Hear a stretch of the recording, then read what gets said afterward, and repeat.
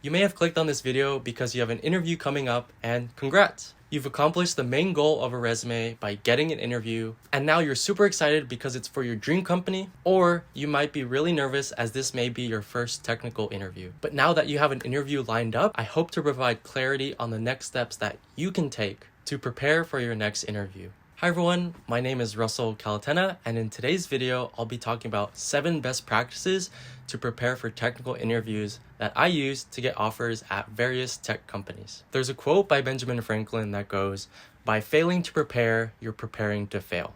This quote helped me stay motivated when deciding how much time I want to put into the actual preparation. The interview preparation process takes a lot of effort, but if you take the time to fully prepare for your interview, then you're putting yourself in the best position to get a potential offer. I know this video might be super long, but I highly encourage you to be present and active throughout the entire video. I truly care and want the best for you in your career. There's a lot of key takeaways in this video for you to take in that will guide you on your next interview. And before I get into my best practices, I'll first break down what a typical interview might look like. Typically, an interview can range from 30 minutes to an hour or more and divided into 3 main sections. The first is introductions. The second is technical and behavioral questions, where technical consists of types of questions related to your major, your experience, or the job description. And behavioral are types of questions relating to your soft skills, including personality traits, communication, and attitude. The third and final section of a typical interview is conclusion and final candidate questions.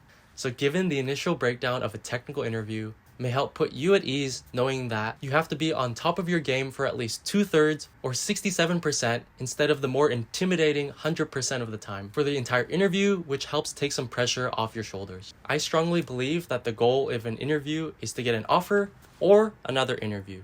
So with that, let's jump into those best practices that you can implement to best prepare you for your upcoming interviews. Tip number 1 is gather as much info as possible. After securing the logistics of your interview, including the date, time, and location, whether that be in person or virtual, there's a couple other things that would be nice to have to clarify with your recruiter or your company's point of contact. The first nice thing to have is the name of the potential interviewer. Well, sometimes companies don't disclose this type of information, but if they do, you can scout them out on LinkedIn. I prefer private mode if you have LinkedIn Premium, or incognito mode on your browser. This may give you a better understanding on what type of interview will be conducted based on the interviewer's job title and experience. The second nice thing to have is what role or roles you may be interviewing for. This will help guide your technical preparation based on the job's description. And if the recruiter isn't specific on a particular role, then you can go to the candidate portal on the company's career website and see which role you're being considered for, as recruiters try to keep this section up to date. The third nice thing to have is any software to download or websites to preview before the actual interview. So for example, communication platforms like Cisco WebEx, Microsoft Teams, Zoom, or Amazon Chime. It's a good practice to test these links beforehand to ensure you give your computer and browser the proper microphone and camera permissions so you can get started right away on the day of your interview. It's also really important to preview any websites that your recruiter or interviewer may send you before the actual day. So whether that be online code IDEs or virtual whiteboards, knowing these websites beforehand will give you time to learn how to use them, and also gives you a better idea if your interview will include some technical questions or mostly behavioral questions, which is also called a phone screening interview. Also, if you're a student and your interview is scheduled to be during one of your classes, kindly let your professor know beforehand. 9 times out of 10, they'll be super flexible with it, and they typically mark your interview as an excused absence. Tip number 2 is have questions ready beforehand. An interview is a two-way street that gives you, the candidate, an opportunity to interview the company too. Some questions that worked best for me were, what can I do to hit the ground running for this position? What does the typical workday look like for you in your role? And when can I expect to hear back? If you're planning on using these questions in a future interview or like the tips so far, I would really appreciate it if you like this video and subscribe to my channel for more internship, tech, and career advice. Tip number 3 is leverage resources for previous interview questions. One of the main ones I use is Glassdoor, which is great for both technical and behavioral questions because it includes questions that previous candidates had before when they were in your shoes. When I was interviewing for Microsoft, I looked for pointers on how to study for a hardware engineering internship, where I found helpful questions for me to practice and prepare. The next resource to leverage is LinkedIn connections. You can reach out to your connections on LinkedIn to gain insight on what their interview experience at a company looked like. The next resource to leverage is your friends and family. You can do mock-up interviews with them to help you get into the motions of answering questions on the spot. Companies themselves might have interview questions on their careers website, emails they sent to you, or on YouTube, and take advantage of these resources readily available for you.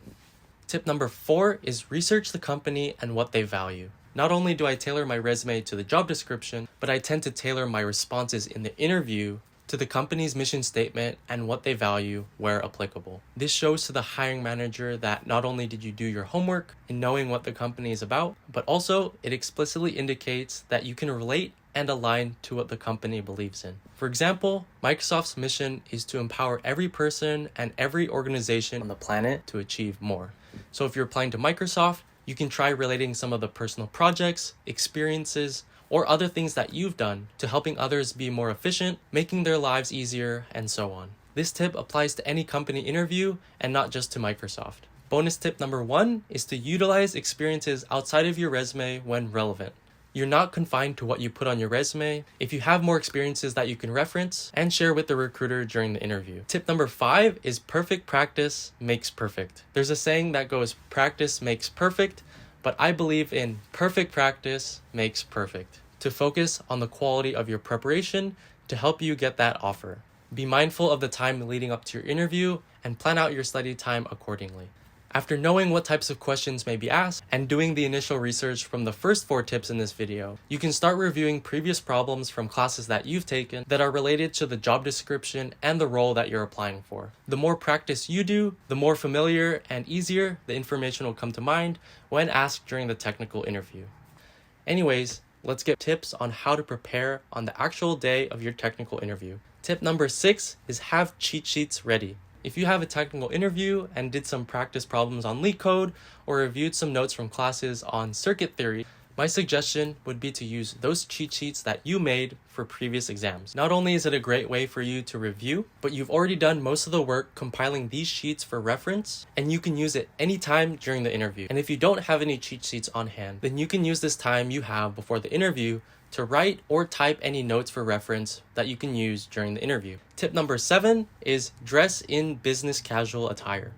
Even if the call doesn't include video, I feel more excited for interviews than if I were in my pajamas and hoodie or casual t-shirt and shorts. Wearing business casual might seem pointless at first glance, but it definitely gets me ready by putting me in the right mindset where I'm doing my best to take this interview seriously. In a phone interview, your voice and mindset carry a lot more weight because your interviewer can't see your body language or facial expressions compared to a video call when they can. So if you haven't tried it yet, I highly encourage you to try it out for yourself and see how it goes on your next interview, regardless of it being a phone interview or including video. So bonus tip number 2 is be mindful of your surroundings. If you're living in a college dorm or at home with family, I highly recommend putting a post-it note or a piece of paper signifying that you have an interview at a certain time during the day. You can tell them beforehand, but just in case. The last thing that you want during an interview is a distraction that may hinder your ability to clearly focus during the interview. Also, whether you're in your room or in a common living space, be mindful of your current background regardless if you have a background filter or not.